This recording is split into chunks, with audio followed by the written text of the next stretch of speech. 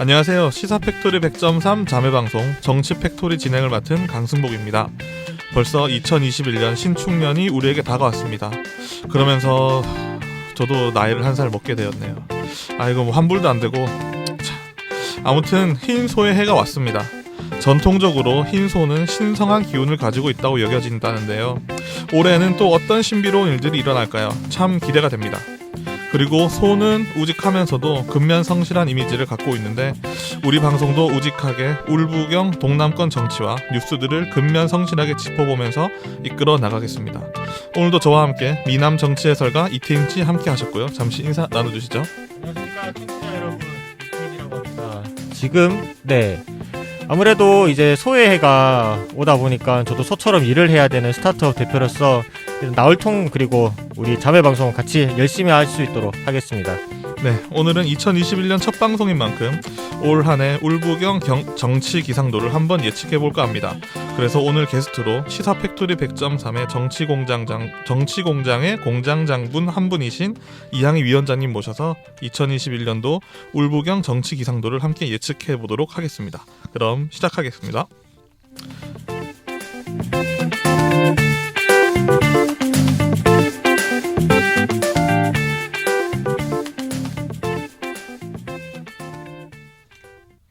네, 안녕하세요. 이항희 위원장님. 저는 항상 밖에서 보다가 이렇게 직접 스튜디오 안에서 보니까 참 새롭네요. 오늘 인사 한번 해주시죠. 네, 반갑습니다. 네, 시사팩토리 자매방송 정치팩토리 초대해 주셔서 감사하고요. 깜짝 놀랐는 게 강승복 쌤 목소리가 너무 좋아요. 그쵸. 조광래를 위협하는. 감사합니다. 그럼 올 한 해 혹시 계획 같은 거 세우셨나요? 아니에요. 저 올해는 아무런 계획도 세우지 않는 게 저의 계획입니다. 그러세요? 제가 네. 좀 예전과 다른 방향으로 한번 살아보려고 그동안 안 해봤던 짓들을 막 하고 있어요. 네, 대표적인 게 이런 거죠.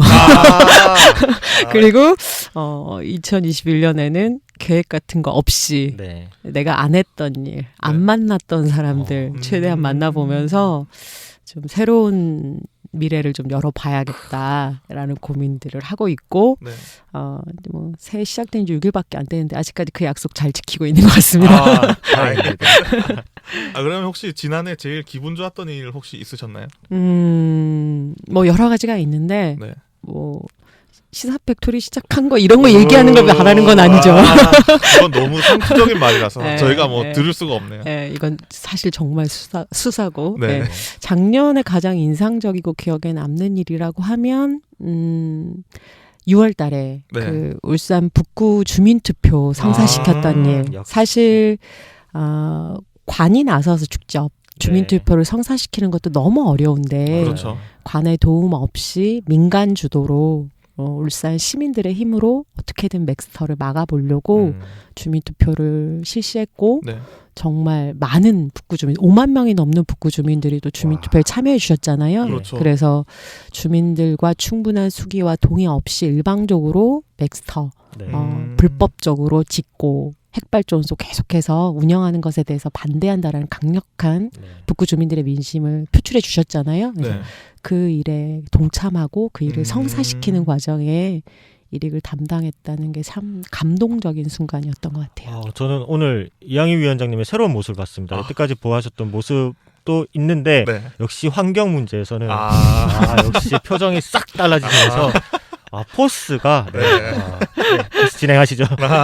원래 자기가 제일 하고 싶었던 일 보면 얼굴 표정이 달라지고 톤도 달라지고 그렇기 때문에 그럼 반대로 지난해 좀 가장 아쉬웠던 점이 뭐가 있을까요? 다시 생각해도 너무 슬픈데 제가 국회의원 선거 나갔다 떨어졌잖아요. 연초부터 이렇게 쓰린 상처에 소금 뿌리기 이런 거 하시는 거 아니죠? 그러려고 물어본 질문은 아닌데 중국 국회의원 선거에서 패배한 게 참 뼈 아프고 하여튼. 이게 특히 지역으로 갈수록 정치는 거대 양당으로서밖에 진행이 안 되기 때문에 참 이게 소수 정당들은 제가 봤을 때 너무 힘들어지는 것 같아요. 그래서 뭐 어쩔 수 없이 자꾸 거대 양당들만 들먹이는데 저는 소수 정당들도 자기네 목소리를 확실히 내고 그 목소리들이 좀 지역 정치에 확실히 좀 반영이 됐으면 좋겠다. 맞습니다. 그 생각이 항상 들거든요. 참 아쉽습니다. 병 주고 약 주고 아니죠? 아, 네. 그러면 저희가 초반에 얘기했듯이 2021년도 울부경 정치 기상도를 한번 예측해달라고 얘기했는데 어떻게 생각하시나요? 봄, 여름, 가을로 갈까요 그러면? 네, 그냥 분기별로 가는 네. 게 좀 빠른 것 같아요. 여러분들이 기대하시는 바가 있으실 것 같은데 제가 그 기대에 붕하지 못할 것 같아서 다소 전혀 조금 그런 속상하긴 거 하지만 그런 거 솔직하게 없습니다. 말씀드리겠습니다. 네, 솔직할 수밖에 없는 것 같고요. 네. 2020년을 돌아보면 계절이 느껴지시던가요? 아니요. 거의 네. 없어졌죠. 월의 차이가 느껴지셨나요? 거의 그냥 없어졌죠. 코로나19 하나죠. 네. 네. 2021년도 과연 다를 수 있을까요?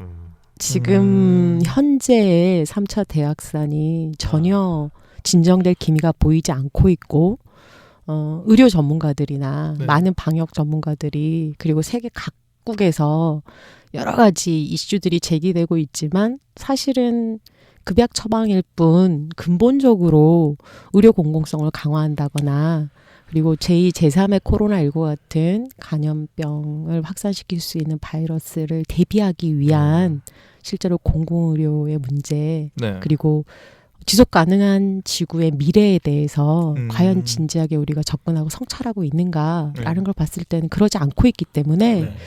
2021년이 과연 어떨까라고 했을 때 기상도 전체가 밝기 어렵다.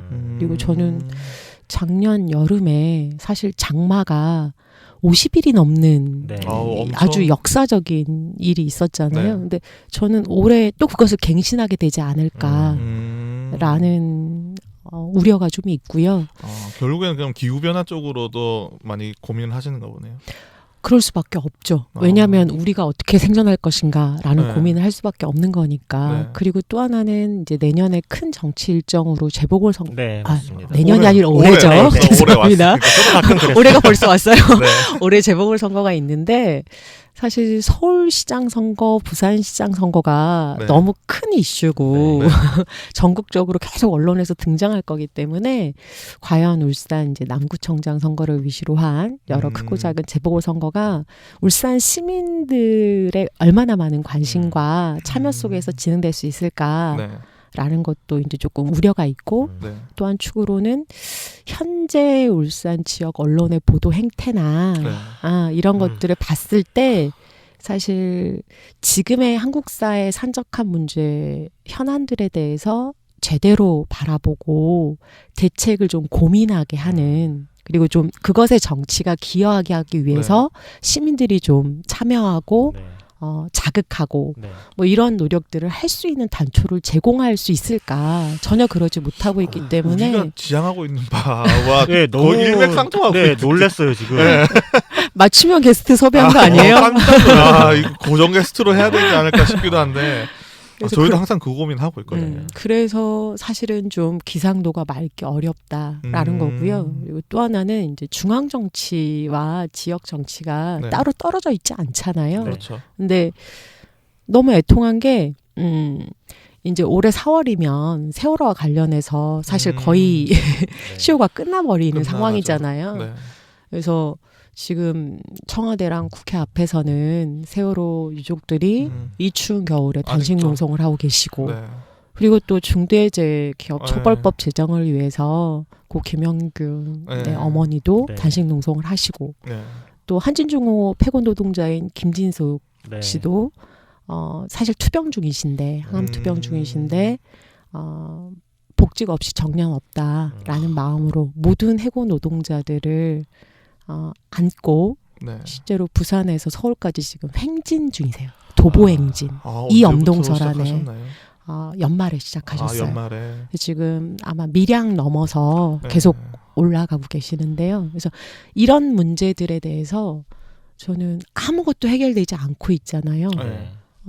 사실 그리고 또 최근에 현대자동차. 이게 지역의 맘카페나 이런 데서도 또 크게 문제가 됐었던 정인이 문제. 아, 네. 정인의 네. 문제는. 그러니까 국가적으로는 어떻게든 저출생 문제를 해결해 보겠다고 지난 15년 동안 거의 정부에서 쏟아부은 돈이 200조 가까이 돼요. 네. 그리고 앞으로 또 10년 동안 한 150조 이상 쓰겠다고 하고 있어요. 네. 근데 아이를 낳아도 그 아이를 제대로 지키지 못하고 학대로부터 어떻게든 지켜내서 키워놔도 취업해서 현장에서 죽고 쓰러지게 만들고 이런 상황에서 맞아요. 사실 어느 국민이 아이를 낳고 키우고 대한민국 국민으로서 최소한의 자존과 생존을 지키며 살아갈 수 있을까 이런 거 생각하면 너무 암울하고 암담하잖아요. 네. 그래서 너무 정초에 제가 무거운 얘기를 하고 있는 것 같은데 아니에요.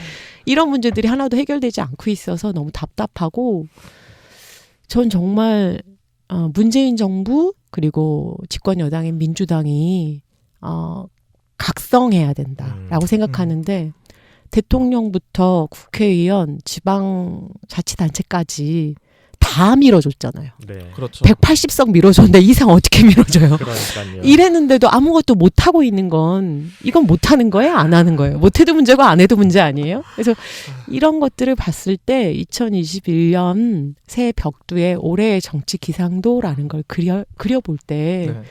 너무 암담하고 암울하다라는 생각이고요. 이런 문제들을 좀 해결할 수 있는 단초를 만들고 또 우리 국민들이 지금 우리의 생존을 위해서 필요한 문제가 과제가 뭔지에 대해서 좀 같이 고민할 수 있는 생각할 수 있는 단초를 계속 제공하는 방송으로 정치 팩토리가 자리 잡았으면 좋겠습니다. 네, 감사합니다.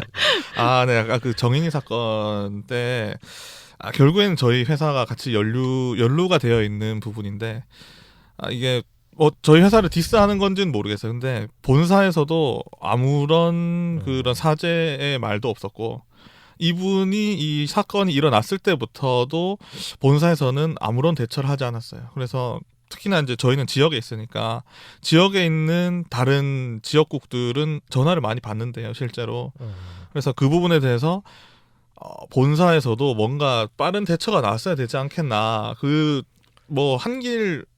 열 길 물 속은 알아도 한 길 사람 속은 모른다고. 그 사람이 어떻게 살았는지는 모르고 집에서 어떻게 하는지 모르지만 이 사건이 벌어졌을 때 회사에서 빠른 대처가 있었으면 좋지 않았겠느냐라는 좀 직원들의 자성은 있거든요. 네. 그렇다고 해서 CBS가 그런 폭력에 가담했다는 건 아니고 전혀 그런 건 아닌데. 그런 건 아니고 그분이 이제 CBS에서 그렇죠. 직원이어서 네, 그렇습니다. 회사 차원에서도 뭔가 사죄를 먼저 좀 얘기를 했었어야 되지 않겠나.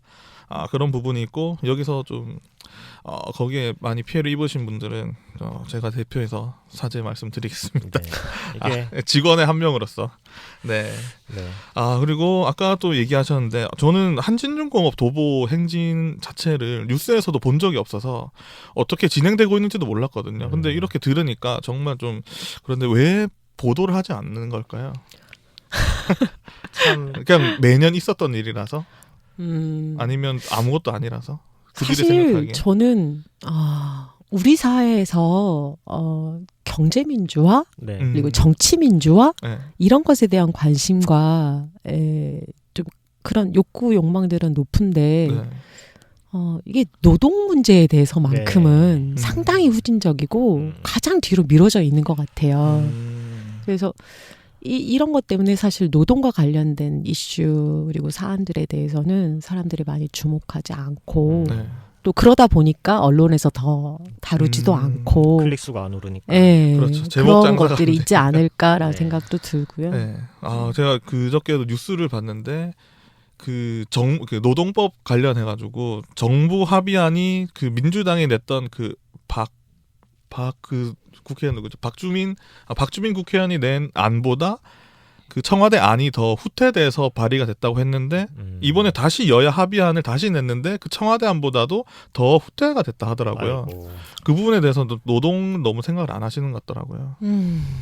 사실 노동과 관련된 이야기들을 하면 한도 끝도 없는데 네. 사실 대한민국은 아직 ILO의 비준도 제대로 안 되고 있고요. 그리고 또 심지어 지금 국회에서는 계류 중이긴 하지만 노동자들의 반발로 다행히 계류 중이긴 하지만 사실 노동법도 개학되려고 지금 준비하고 있잖아요. 본회의 통과만 딱 남겨놓고 다 있어요.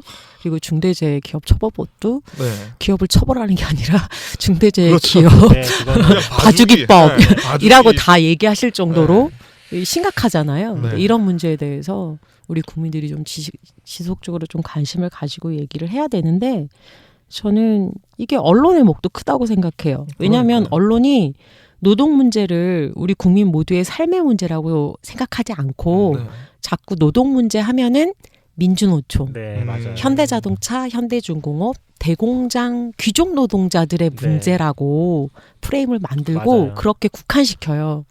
근데 우리 국민들 모두가 다 노동자 아닌가요? 귀족노조라는 말 자체가 형성이 안 된다고 생각하거든요. 그렇죠. 얼마나 웃기는 말이에요. 그러니까 쉽게 말하면 뭐 조선일보 그들도 노조원이고 그들도 그만큼의 임금을 받으면서 왜 현장에 일하는 분들만 귀족노조라고 얘기를 하느냐. 전 그 부분에 대해서 너무 말이 성립이 안 된다고 생각하거든요. 그래서 저는 사실 제가 이제 노동 문제에 관심을 가지고 있고 한데 이게 저는 하나의 작은 의제고 분야라고 생각하지 않거든요. 우리 국민 모두의 삶과 직결되어 있고 모두의 이야기라고 생각해요. 여기 계시는 태인 씨도 노동자시고 그렇습니다. 또 강승복 선생님도 노동자시, 언론 노동자시잖아요. 그리고 저도 정치를 업으로 하는 노동자고 우리 모두 다 노동자인데 사실 그래서 우리의 문제인데 이렇게 생각 못하게 만들죠. 노동자는 뭔가 작업복 입고 현장에서 볼트 조이는 뭔가 제조업 노동자들만 노동자인 것처럼 이야기하는 그리고 뭐 머리띠 묶고 거리에서 팔뚝질 하는 사람만 노동자인 것처럼 이야기하는 이런 문제에서 우리가 좀 빨리 그 착시 효과에서 벗어나서 우리 모두의 문제, 우리 삶의 문제다라고 접근하고 바라보는 순간 사실 이 문제는 좀 쉽게 해결될 수 있다라고 생각합니다. 네, 알겠습니다. 그러면 본격적으로 진행을 해보시죠. 저희가 사전에 질문을 몇 가지 드렸는데 뭐 아까 저희 방송 시작하기 전에는 준비 안 해오고 오셨다. 근데 제가 봤을 때는 준비 안 하고 오셔도 질문 하나당 최소 10분 이상은 답변하실 수 있지 않을까. 너무 좋아. 너무 좋아. 이런 게스트 정말 저희가 환영하고요. 저희가 그래서 첫 번째 질문 하나 드리도록 하겠습니다. 지방자치법 전부 개정으로 곧 다가올 울부경 메가시티의 울산의 노동당을 비롯한 진보 정당들이 가야 할 길은 무엇인가? 가 이제 첫 번째 질문이거든요. 어떻게 생각하시나요? 사실 지방자치법 개정된다. 그리고 울산, 부산, 경남. 이거 아직 어색하네요. 저는 부울경. 불경이 좀 말이 붙어요. 그렇죠. 그래서 근데 의식적으로 울부경 이렇게 쓰시는 거죠. 네, 맞습니다. 울산에 대한 사랑이 이렇게 지극하신 줄이야. 그래서 이 메가시티에 대한 고민, 이 관심, 이 울산 시민들 아직 잘 모르실 것 같아요. 맞아요. 맞죠? 저도 잘 모르겠어요. 언론에서도 많이 다루지 않고 있고. 근데 이거 정말 중요한 문제잖아요. 정말 중요해요. 잘못하면 울산 피 빨려요. 빨대에 꽂혀서 부산에 쪽쪽쪽 빨릴 수가 있어서. 사실 진보 정당의 일원으로 계속 쭉 일하고 있는 저로서는 이 지방자치법이 개정된다는 것 자체는 환영할 만한 일이에요. 왜냐하면 국가의 고른 균형적인 발전 그리고 어떻게든 공동체를 세분화하고 작게 쪼개고 마을과 공동체에 대해서 주목하고 집중할 수 있게 만드는 것, 권력을 분산시키는 것 이런 건 상당히 민주적이고 진일보한 거라서 저는 무조건 환영할 만한 일이고 또 지방자치법 개정되면 사실 주민들이 직접 정치에 참여할 수 있는 가능성도 높아지잖아요. 주민 조례 발의의 가능성도 되게 높아지고 실제로 이제 지방 의회를 감시하고 감독할 수 있는 권한도 높아지는 것이기 때문에 그 방향성 자체는 상당히 좋다라는 생각이 드는데 한 가지 좀 우려는 이제 이 메가시티 이죠. 그러니까 서울 수도권에 집중되어 있는 걸 이 하나의 극을 부산, 울산 그리고 이제 창원, 경남 이쪽에 또 하나의 큰 막강한 극을 만들어서 경쟁하게 하겠다라는 발상. 이게 과연 맞아요? 그래서 거대한 서울 수도권을 이제 부산 경상 쪽으로 하나 더 만들자. 네. 그리고 이제 이거 너무 이상한데 나쁜데라고 했더니 아니야 우리만 그러는 게 아니고 경북도 그런 거 하나 만들면 되고 강원도도 그런 거 하나 만들면 되고 예, 호남 쪽에도 하나 만들면 돼라고 얘기하는 네. 이런 사고 방식 자체가 과연 이게 현실 가능성의 문제도 그렇고 철학과 비전의 측면으로 봐서도 과연 그렇죠. 이게 건강하고 타당한가 이런 걱정이 하나 있고요. 그리고 실리적으로만 봤을 때도 이 부울경 메가시티가 만약에 이루어지게 되면 울산이 안 그래도 지금 탈울산하는 시민들이 네. 상당히 많아요. 네. 제가 작년에 선거 준비하면서 울산 중구의 네. 이제 청년들의 인구 변화 이런 걸 네네. 되게 주목해서 봤는데 2019년 1년 동안 전국 지자체, 기초지자체 중에서 제일 인구 유출이 많은 것이 울산 중구였거든요.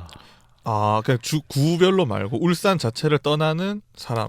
울산 구별로요. 자치, 구별로. 기초. 네, 기초로. 예, 제가 그래서 네. 지역구가 울산 중구니까 네네네. 네. 울산 중구가 네. 거의 1, 2위였어요. 어. 그리고 심지어 그 중에서도 20, 30대 청년들의 울산 중구를 떠나는 유출이 정말 탑이었어, 탑. 1년에 거의 4,000명, 5,000명 가까이씩 아이고. 떠나요. 일자리가 없으니까. 일자리도 그렇고 일자리, 학교, 교육기관. 네.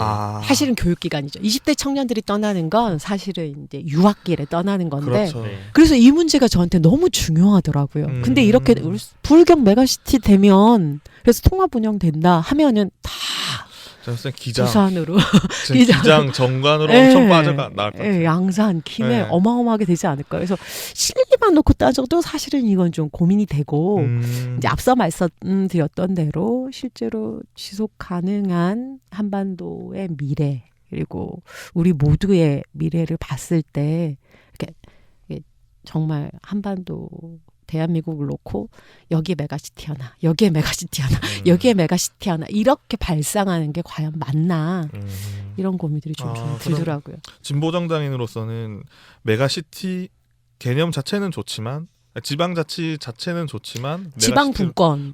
분권은 네, 좋지만 는 메가시티 정말 환영할 만하지만 메가시티라는 방식으로 네. 또 다른 이제 극을 형성하려고 하는 것에 대해서는 좀 위험천만하다라는 생각이 좀 있어요. 진짜 잘못하면 신라 고구려 재림이 죄송합니다. 너무 말도 안 되는 비유였죠. 2021년의 삼국시대. 네. 정말 그렇게 갈 수도 있겠구나라는 네. 생각이 갑자기 들어서 네, 다음 질문 드리면 어쨌든 지금 시장의 지지율이 32%로 진보 정당이라 일컬어지는 이제 민주당이 울산에서 이제 지속 가능성에 대해 의문이 생기고 있고 아무래도 같은 진보권으로 피해가 없는지 저는 좀 궁금하거든요. 진보당이나 노동당이나 어쨌든 같이 진보권이라 일컬어지는 민주당이 이렇게 울산에서 안타까운 네, 지지율을 보이고 있는데 같은 진보 정치권으로서 어떻게 피해는 없으신가요? 저는 질문 전에 민주당을 진보라고 생각하시나요? 중요하죠. 네, 그것부터가 저는 약간 성립돼야 여기에 약간 공감을 하실 것 같은데. 맞아요. 네. 저 이거 딱 보면서 민주당이랑 나랑 같았어? 그런 생각했는데 네. 실제로 사실 많이 얘기가 나오고 뻔히 있죠. 예상 답변이시죠? 네. 이것조차도 네. 이양이는 자기는 다르다고 얘기할 거야 뭐 이런 생각하고 계셨잖아요. 그래서 사실 민주당이랑 진보정당이랑 같냐 네. 이런 것에 대해서는 다르니까 달리하고 네, 있겠죠. 맞습니다. 근데 이제 시민들이 보시기에는 범민주 개혁 세력으로 똑같고 그래서 민주당이 잘못하면 선거 때 그런 얘기 제일 많이 들어요. 왜냐하면 아무래도 선거 때 그렇죠. 시민들을 직접적으로 제일 많이 네. 접촉하니까 네. 그래서 저한테 그런 얘기 하시거든요. 아이고 이렇게 뭐 진보 진영 사람들 대통령 뽑고 국회의원 뽑고 시장 뽑고 구청장 뽑아놔도 하나도 다르지 않더라. 라고 얘기하면 제가 그분을 붙잡고 그분은 진보진 정당이 아니고요. 이런 설명을 할 수 없잖아요. 없어요. 맞아요. 그 고스란히 그 비를 같이 맞을 네, 수밖에 그러니까. 없고 죄송합니다. 라고 사과드릴 수밖에 아이고. 없어요. 그래서 사실 저 되게 억울하게 지역에서 정치활동하고 있는데 네. 단 한 번도 집권해보지 못하고 네. 단 한 번도 의회 권력을 실제로 장악해보지 못하면서 항상 그 비판과 평가는 고스란히 같이 짊어지고 또 대신 사과하고 네. 이런 일들을 반복하고 있는데 너무 안타깝죠. 근데 이 정말 유감이고요. 저는 민주당의 활동가들이 되게 많잖아요. 네, 맞아요. 예, 청년부터 장년까지 최근에 민주당이 아주 비약적으로 울산에서도 발전해서 활동가들이 많으시고 또 민심 청취하려고 정말 지역 유권자들 많이 만나 뵐 텐데 네. 제가 듣는 얘기들을 과연 그분들은 못 들을까? 이런 생각이 들어요. 눈 감고 기다리지 않는 이상은 네.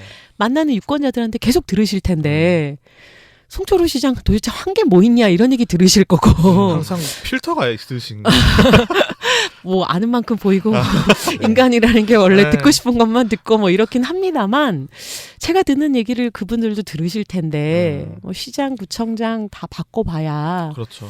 변화도 없고 구간이 명간이다라는 얘기도 하고 음. 그래서 뭐. 지난 총선 때 또 다 뒤집어졌잖아요. 네. 네. 울산 지역은 네, 그러면 이제 위기의식에 뭔가 변화가 있어야 되는데 그런 게 없는 것 같아요. 전 사실 말 나온 김에 한 말씀 드리면 보수 우익에 대해서 제가 애정이 있겠어요. 보수 우익 정치 세력에 대해서 아니요. 제가 애정과 관심이 있다면 그래도 그나마 그렇죠. 보수 세력, 건강한 보수 세력이나 네, 중도 맞습니다. 세력들에 대해서 더 관심이 있겠죠. 제가 봤을 때는 이제 건강한 보수로 자리 잡고 네. 중도 개혁적으로 자리를 잡아야 되는 세력이 전 민주당이라고 네. 생각하는데, 근데 제 갈 길 못 찾고 있고요. 그렇죠. 하다못해 보수 우익들은 탄핵 이후에 네. 실제로 대선 실패하고 그리고 지방선거 실패하고 나서 정말 그 실패에서 배우는 학습 효과가 아주 뛰어났어요. 납작 엎드려서 네, 맞죠. 어떻게든 일신하려고 근본적인 일신은 아니지만 그렇죠. 그런 형식적인 제스처라도 정말 열심히 취하잖아요. 네. 전 국민의힘은 그렇게 변하는데 왜 민주당은 안 변하는지 그리고 또 이건 저한테도 하는 얘기인데 진보 정당들은 왜 안 변하는지 네, 전 그런 뼈아픈 자기성찰과 반성이 있어야 한다고 생각하고요. 네. 그런 힘이 부족하다. 저는 국민의힘의 보수 우익 정치 세력들에 대해서 제가 인정하는 건 실패해서 배운다. 라는 게 분명히 있고요. 근데 민주당은 자신들의 작은 승리에 도취돼서 지금 현재 변화된 상황에 대해서 제대로 인지하지 않고 있는 것 같고요. 오죽하면 지역에서 지금 이제 대선 준비, 지방선거 준비, 뭐 현역 의원이든 아니든 다 기초든 광역이든 거기에 지금 취해 있다라는 얘기를 하시겠어요. 그렇죠. 일 안 하고 지금 선거 준비하고 있다라는 걸 시장 상인들이 하시거든요. 지역 민심이 그럴 정도면 다 아신다는 거예요. 네. 그래서 이런 부분들을 좀 뼈아프게 듣고 다시 울산에서의 네. 정치 본연의 역할들을 좀 만들어 가기 위해서 네. 본인들이 어렵게 얻은 정치 권력을 그렇죠. 좀 제대로 지키고 또 정말 재창출하고 싶다면 그런 뼈를 깎는 노력들이 필요한데 네. 제가 보기엔 그런 노력들이 안 보인다. 그럼 혹시 시장님한테 따로 뭐 해드리고 싶은 말씀 있으신가요? 이런 현상에 대해서는? 전 시장님이 좀 직접 시민들을 만나는 일들을 했으면 좋겠어요. 그렇죠, 역시. 네. 그러니까 저는 제가 김기현 시장, 그러니까 박맹우 시장, 김기현 시장 그리고 송초로 시장, 제가 울산에서 경험한 시장이 이렇게 세 분인데요. 네. 그 세 분이 동일해요. 보셨을 민원이 때. 있는 시민들이 찾아가면 네. 안 만나줘요. 네. 제가 뭐 환경 문제를 이슈로 하든 노동 문제를 이슈로 하든 복지 문제, 여성 문제 어떤 이슈를 가지고 시장실을 찾아가든 엘리베이터 일단 통제하시고요. 시청 본관문 걸어 잠그시고요. 그리고 비상구 걷어 잠궈서 그 7층 시장실에 못 들어가고 비상구에서 청원 경찰들이 항상 대치하게 만드는 상황을 제가 지금 20여 년째 울산에서 겪고 있는데 저는 사실 박맹우 시장, 김기현 시장이 그럴 때는 이 불통행정 이런 식으로 하는구나 했는데 송철호 시장은 다를 줄 알았거든요. 저도 지금 듣고 나서 충격이 네. 있거든요. 똑같더라고요. 저는 그냥 항상 중앙 정치 하시는 분들이나 아니면 뭐 언론에 많이 노출되시는 분들은 열린 시장실 해가지고 뭐 시장실 언제든지 들으러 와라. 그래서 나 울산도 그렇게 되는 줄 알았는데 전혀 뭐 바뀐 게 하나도 없네요. 네. 뭐 저만 안 만나주시는 건가요? 밑에서 1층에서 여성 이슈든 아니 저는 시민사회 관계자들하고 만나보면 다 그런 얘기해요. 맥스터 때도 그랬고요. 네, 정말 시장실에 노동자들 해고 문제 관련해서도 그렇고 산재 문제와 관련해서도 그렇고요. 찾아가면 일단 1층에서 막혀요.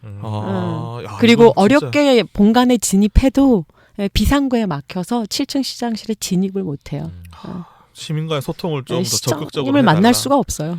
만날 수 없어서 얘기도 못하는군요. 네, 그래서 일단 시장님이 새해 하셨으면 하는 일, 시민들을 직접 만났으면 좋겠습니다. 제가 아까 그랬잖아요. 전 제가 그동안 안 만났던 사람, 안 했던 일 하면서 2021년을 보내려고 한다고. 시장님도 좀 그러셨으면 좋겠는데. 네. 저는 진짜 좀 시민으로서 약간 좀 신선한 충격을 받았네요. 정말요? 네, 저는 그 정도일 줄은 몰랐어요. 그래요. 네. 저 자꾸 비상구에 갇혀요.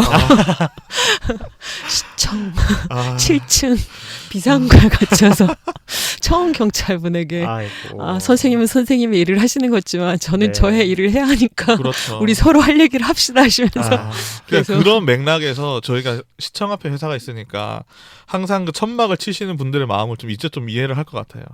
워낙 안 만나주시니까. 안 만나주시니까. 네. 그리고 그분들이 언론이 보도를 안 해주시잖아요. 네, 그렇죠. 대우버스 노동자들 다 법원에서 부당해고다 복지시켜라라고 판결을 해도 아랑곳하지 않고 버티고 있는데 자치단체장이 그런 문제에 대해서 관심을 가지고 그러니까요. 노사가 좀 다시 교섭할 수 있게 자리를 만들어야 하는데 그런 거 안 해주시니까 찾아가서 만나고 싶은데 청사문 걸어 잠근다 그랬잖아요. 언론도 보도 안 해주니까 천막 치고 길거리에 나앉을 수밖에 없는 거예요. 오며 가며 시민들이 봐주시길 바라면서. 이게 정말 못할 짓이죠. 네, 그러면 이 연결해서 다음 질문을 드리면 이제 코로나19로 인해서 이제 산업이 정말 변했잖아요. 노동의 의미 자체도 변하고 그래서 이제 진보 정당 같은 경우에는 노동을 빼놓을 수가 없는데 울산에서 이제 곧 현대자동차 흔히 말하는 베이비 부머 세대들의 정년 퇴직 그리고 현대중공업에 뭐 올해는 기분이 좋다고 하지만 그래도 워낙 회복이 더뎌지니까 이런 다양한 산업들로 인해서 이제 진보 정당의 같이 느끼는 그 노동에 대해서는 좀 어떻게 생각하시나요? 그 사실 이 질문도 어폐가 있는 게요. 사실 노동이 아까 우리 그랬잖아요. 삶의 문제라고 얘기했잖아요. 현대자동차, 현대중공업만의 문제가 아닌데 역시 또 노동 문제하면 이 두 회사를 거론하는 문제로 귀결되는 가장 큰 울산에서 가장 큰 회사라고 그러지니까. 그래서 이게 좀 전 여전히 답답해요. 그러니까 노동에 대한 이 프레임을 좀 우리가 다시 설정해야 된다라는 게 생각이 하나 있고 실제로 이제 4차 산업이 되면서 저는 제조업에 정말 직격탄이 올 거고 울산이 거기에 가장 자유롭지 못할 거다라고 생각을 하는데 그렇게 되면 여전히 이제 발생하는 문제 예상 가능한 건 그런 거잖아요. 불안정하고 저임금의 일자리는 많아지겠구나. 그렇죠. 언제가나 어디서나 뭐 고용 없는 뭐 저성장 시대가 조금 지속된 지 몇 해잖아요. 앞으로는 더 심해질 건데 현재 시점에서도 계속 막 몇 프로 성장 이런 얘기 하는 건 사실 사기에 가깝고 거짓말이잖아요. 근데 이럴 때 이제 계속해서 저임금 불안정한 일자리가 많아질 때 이 불안정한 노동자들의 생존의 벼랑 끝에 계신 분들을 최소한 사회 안전망을 만들어서 이분들의 삶과 생존을 지키기 위한 방안은 뭐가 있을까라는 걸 진보 정치가 계속 고민해야 하는 건 당연한 거고요. 한 가지만 말씀드리면 통계청 발표에 의하면 2019년에 최저임금의 적용조차 못 받았던 정말 저임금 노동자가 몇 프로나 되시는지 아세요?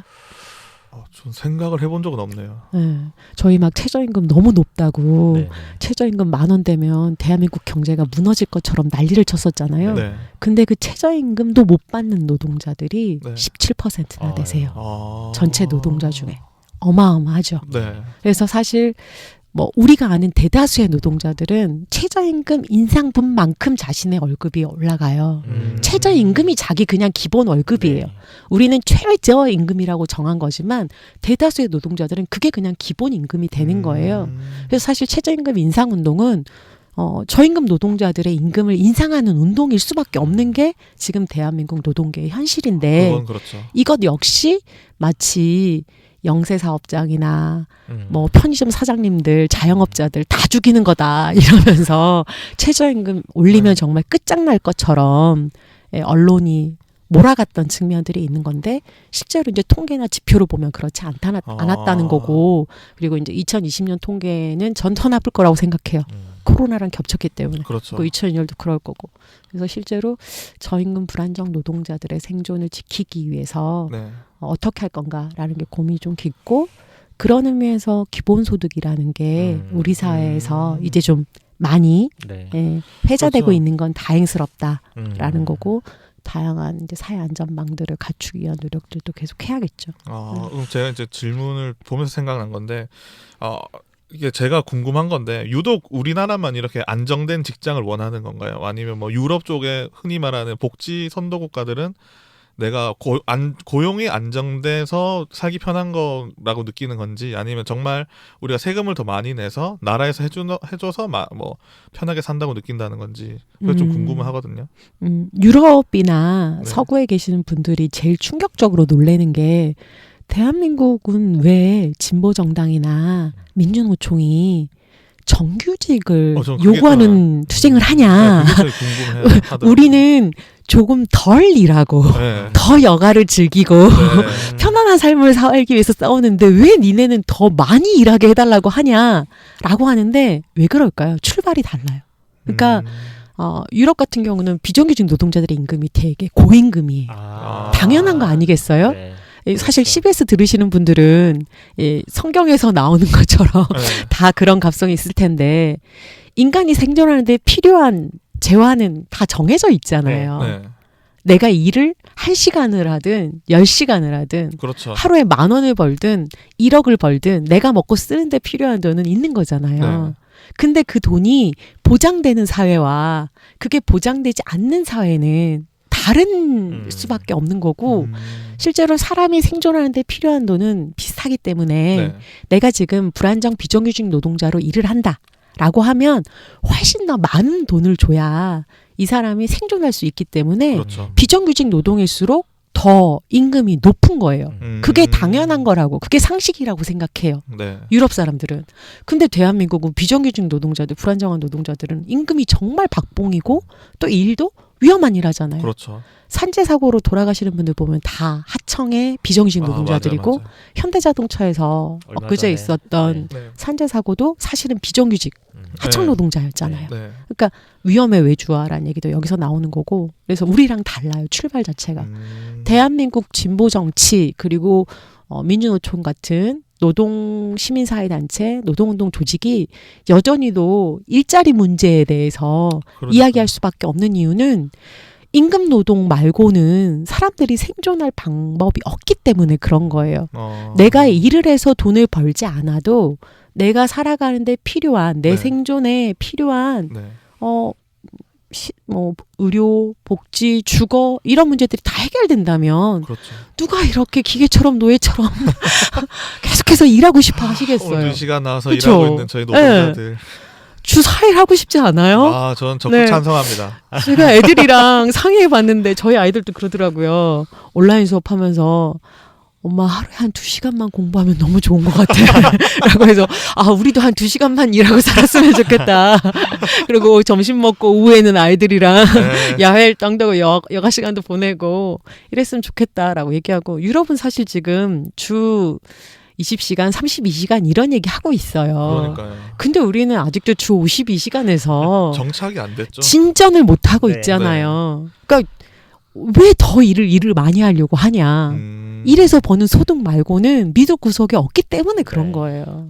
이게 전반적으로 좀 사회 개혁이 일어나야 될 문제인 것 같네요. 그럼 다음 질문도 이어가시죠.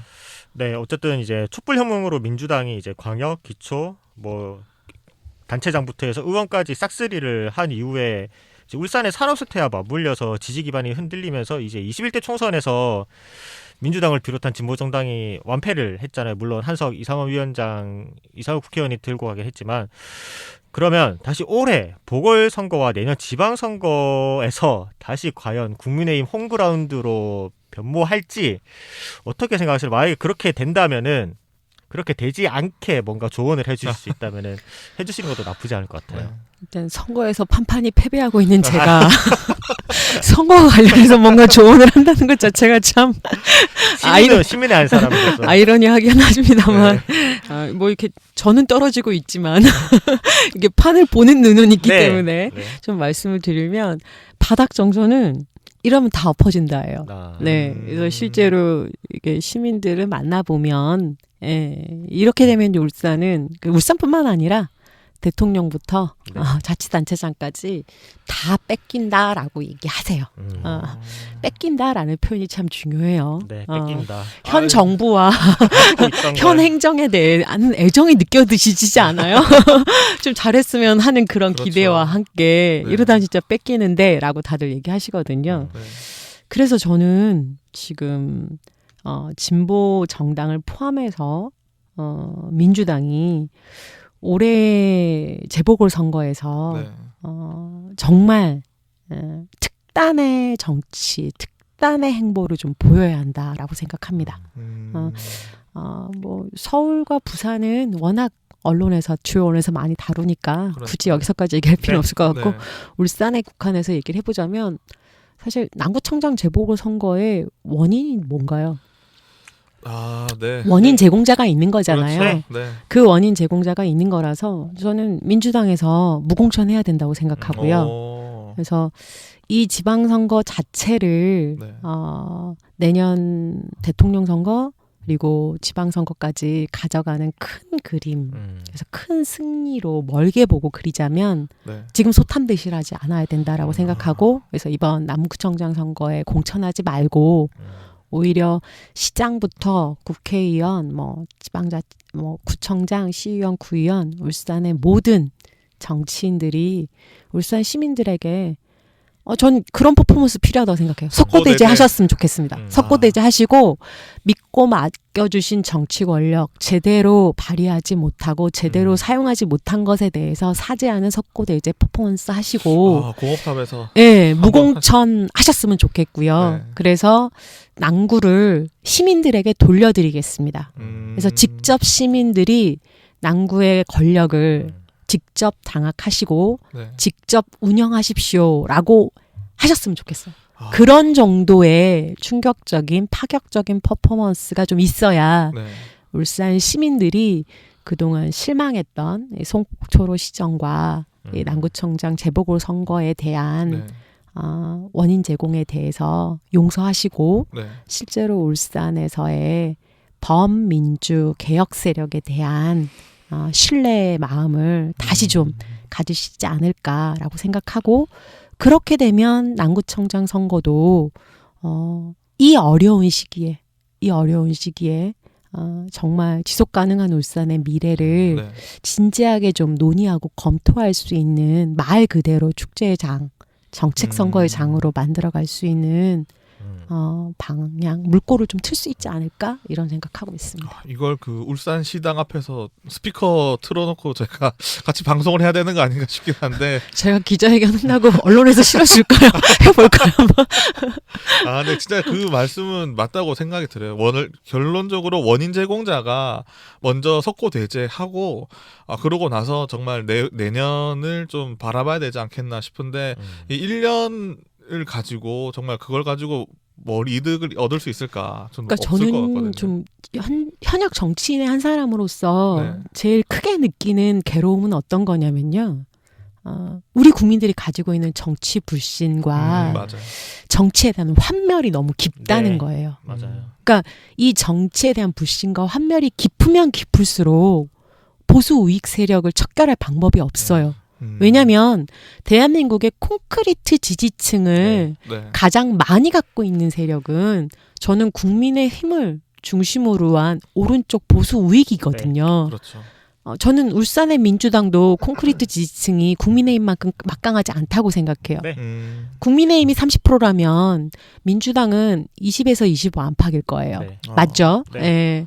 나머지는 유동표라고 할 수 있을 텐데 네. 사실 이분들은 보궐선거가 되면 안 선거장에 안 나오세요. 정치에 네, 관심 그렇죠. 없으세요. 이 모든 분들한테 정치의 주인이 바로 당신입니다. 당신들이 직접 정치하셔야 합니다. 우리 잘못했어요. 죄송합니다. 여러분들에게 다 맡기겠습니다.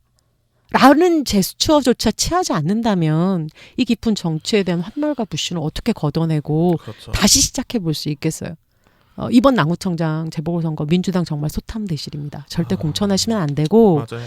큰 틀에서 울산의 미래를 열기 위해서 반드시 무공천 하셔야 된다고 저는 생각합니다.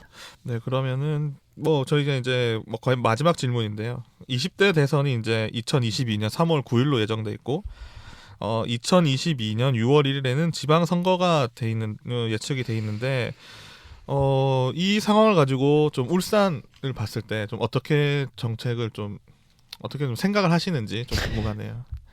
이 부분에 대해서. 이 사실 이렇게 정치에 관심 있는 정치 덕후들은 다 아실 텐데 네. 저는 정치인이지만 사실 정치 덕후는 아닌 것 같아요. 아. 정치 관련해서 막 정치인들 이름 뭐 이런 것도 잘 모르고요. 저희도 솔직히 잘 모릅니다. 그리고 막 지역으로 올수록 더 네. 인물 뭐 이번 남구청장도 후보도 그렇지만 인물이 나왔지만 저분을 모르는 경우가 태반인 것 같아요. 네. 뭐 지역 정치인들은 아무래도 정치 신인도 많고 네. 지역 언론에서 또 이렇게 심층 보도 해주지 않기 때문에 네. 많이 모르실 수밖에 없는데 뭐 하여튼 그런 걸 차치하고라도 정치 이슈에 대해서 막 이렇게 예민하고 네. 빠르게 반응하지는 잘 못하는 것 같아서 이제 제가 나는 정치 덕후는 아닌 것 같다 이런 생각을 잠깐 했는데 정말 정치 덕후들은 다 아실 건데요. 그런 분들이 뭐라고 얘기하냐면 지금 상황이 네. 꼭 고 노무현 대통령 임기 말이랑 비슷하다 이런 얘기 되게 많이 하세요. 네. 그러니까 경제 문제나 부동산 문제나 네. 그리고 실제로 지금 정가의 분위기나 이런 게 그때 분위기랑 비슷하다. 약간 그렇게 흘러가고 네. 있죠, 확실히. 그렇게 되면 결과가 어땠죠? 다 아시죠? 이명박근혜 신의학이었습니다. 그래서 실제로 내년 대선 지방선거가 너무 걱정스럽고요. 네. 저는 실제로 민주당이 정말 개혁 세력인가에 대해서 회의하고 민주당에 대한 불만과 분노의 마음이 너무 크지만 네. 그래도 촛불혁명을 통해서 우리 국민들이 세운 정치 권력이잖아요. 네. 그에 걸맞는 그 무게에 걸맞는 네. 좀 자기 책임을 다했으면 좋겠는데 너무 무책임하고 너무 무능력해서 네. 사실은 많이 속상하고요. 그래서 실제로 뭐 우리 국민 전체를 위해서가 아니라 네. 본인들의 정권 재창출을 위해서라도 네. 네. 지금 거의 마지막 기회다. 정신 차려야 된다. 지금 이렇게 가면 또 다른 이명박근혜 시작을 여는 사람들이 될 거다라는 좀 답답한 마음이 있습니다. 그러면 전국도 그렇고 울산도 약간 그렇게 생각하시나요? 그렇죠. 근데 저는 이제 뭐 제가 20년 동안 울산에 버틴 힘이 뭐겠어요. 낙관 그런 게 있겠죠. 네. 사실 우리 국민들을 믿습니다. 예. 그래. 그래 국민의힘도 아니고 민주당도 아니야. 그럼 정말 제3의 세력 우리 노동당. 시민들의 힘으로 새로운 정치 권력을 만들자 하면서 그동안 네. 한 번도 권력을 내주지 않았던 우리 국민들이 직접 나서는 정치판을 네. 또 현명하게도 만드실지 않을까. 그래서 그런 기회들을 잘 준비하고 예비하는 일을 위해서 올해 1년을 좀 저도 잘 사용해야겠다 이런 생각하고 있습니다. 네, 뭐 이렇게 저희가 질문 한 5가지 정도 했는데 이태현 씨는 좀 어떻게 생각하시나요? 개인적으로 오늘 저는 이제 진보당의 이항이가 아니라 네. 울산 시민으로서의 이항이의 스토리를 듣고 이항이의 입장을 들은 것 같아요. 그래서 어느 분야에선 당연히 노동당 이제 입장에서 그렇죠. 들었는데 또 어떤 입장에 시민의 입장으로 열심히 대변해 주시는 걸 듣고 네. 이분이 왜 시민들이 몰라주셨을까라는 생각을 조심스럽게 하면서 네, 뭐 감히 그렇게 말씀드리는 거고 네. 저는 오늘 되게 좋았던 게 그냥 앞에서 말씀드렸지만 시민의 시선으로 말씀해 주신 것들이 실제로 민주당에서 이 방송을 듣고 네. 좀 변화하는 모습을 보여주셨으면 저도 좋겠어요. 좀 그랬으면 이게 좋겠어요. 어떻게 보면 정말 바른 민심 그리고 시민들의 생각이기 때문에 저는 네. 이 방송을 꼭 공유를 해서 이상호 위원장께서 한번 들어보실 수 있도록 해보겠습니다. 네. 메일을 따로 보내드려요. 이제 시청 광장에만 현수막 걸리는 거 아니에요? 이양희 출입 금지. 민주당 물산시당 당사에 막 걸리는 거 아니에요? 이양희 출입 금지 이런 식으로. 저희가 그런 단초를 제공하지 않았으면 하는 바람으로 오늘 좀 출연해 보셨는데 위원장님 어떻게 생각하셨나요? 오늘 방송에 대해서? 글쎄요, 모르겠어요. 저는 그냥 편하게 말씀을 드렸는데 결국은 청취자분들의 몫이라서 네, 맞습니다. 청취자분들 판단해 주시겠죠. 네, 알겠습니다. 오늘도 이제 2021년 첫 방송 저희가 이렇게 잘 마무리돼가고 있고요. 저희도 이제 시범 방송을 계속 유튜브에 올리고 있습니다. 그리고 팟캐스트, 팟빵은 나중에 계속 업로드할 예정이고요. 여기에 대해서 저희가 궁금하신 점 있으면 유튜브 댓글도 좀 달아주시고 저희에 대해서 뭐 의견 내주실 분도 유튜브 댓글 달아주시면 감사하겠습니다. 저희 유튜브에 정치 팩토리 울산 CBS를 검색해서 들어오시면은 들으실 수 있고요. 거기에 대한 댓글 그리고 많은 참여 부탁드립니다. 오늘은 여기까지 하고요. 다음번에 또 더 다른 주제로 또 다른 신선한 주제로 찾아뵙도록 하겠습니다. 모두 감사합니다. 네, 감사합니다. 감사합니다.